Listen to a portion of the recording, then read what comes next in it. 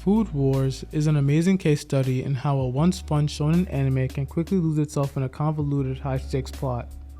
Food Wars was never really a cooking show, but rather an action-centric drama that just so happened to be centered around characters who wanted to be professional chefs.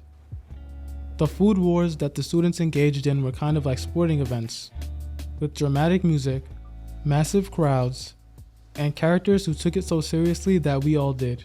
But at its core, it was about a group of misfits rising through the ranks of the stiflingly elite Totsuki Academy and learning life lessons along the way. The series always had its ups and downs, especially with the controversial central arc, but the story's final arc was where it truly fell apart. The most immediately obvious problem with the blue arc was a question of need. The arc didn't really need to happen. Sure, there were some unresolved plot points. We had some questions about Soma's mother, and none of the first years got to graduate, but Soma had gotten to the top of the Elite 10, and Erina had completed her own arc by joining Soma's side and was now in charge of Totsuki Academy.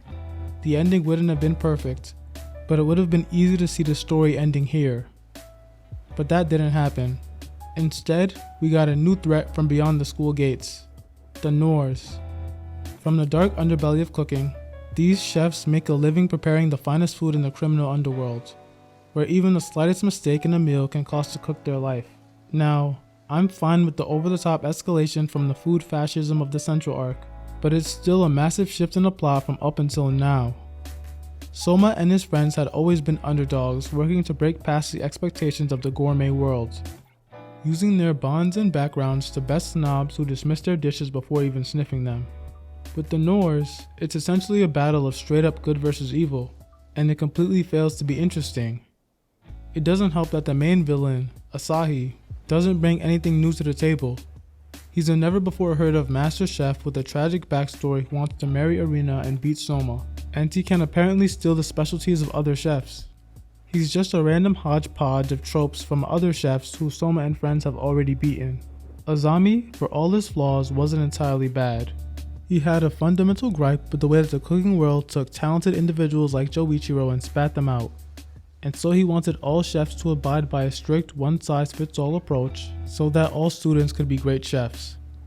Asahi is just a bad guy who wants to marry his sister. And Erina and Akira were great chefs. Their extra abilities only serve to supplement their talents. This arc makes it seem like powers and specialties are everything. Then Erina has the same arc she just had with yet another neglectful parent. It's just going through already explored territory.